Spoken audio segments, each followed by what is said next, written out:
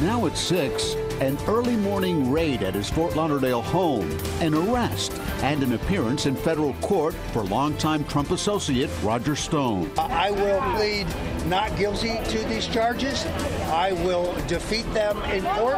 Tonight, CBS 4 live team coverage on the day Roger Stone is indicted.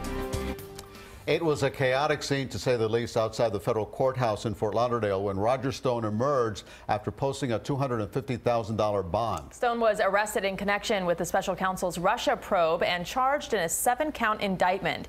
We have live CBS 4 team coverage on this story, beginning with CBS 4's Joan Murray. She is live outside the federal courthouse in Fort Lauderdale. And Joan, Roger Stone made it very clear that he will not testify against President Trump, correct? Right. Roger Stone, always talkative, left here pledging his undying support to President Trump and denying that he has done anything wrong. Shackled from hand to foot, Trump advisor Roger Stone faced a federal judge and listened to the 7-count indictment, obstruction of a proceeding, giving false statements, and witness tampering. Bonnie Schwartzer and Anita Jones were in the courtroom. He's a traitor.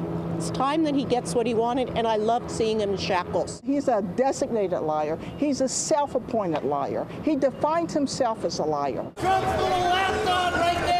Outside court, it was pure spectacle. Dozens gathering on the steps, waving signs and shouting messages. Lock him up. A sea of reporters, detractors, and supporters waiting for Stone's release. I stand with Roger.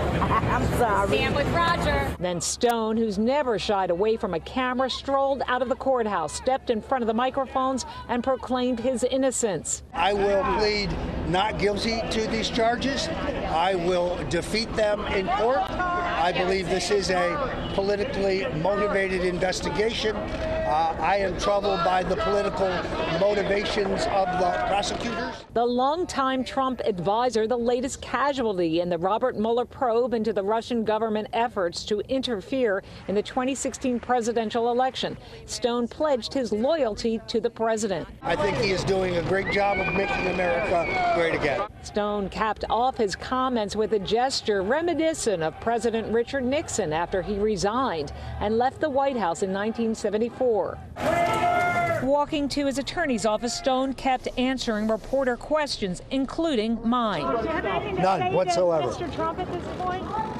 Only that I support the president. The judge asked him to surrender his passport, and Stone said he did not have a current passport. She also told him his travel is restricted to Washington, D.C., New York, Virginia, and, of course, Florida. Stone said he will be in Washington next week to answer the charges.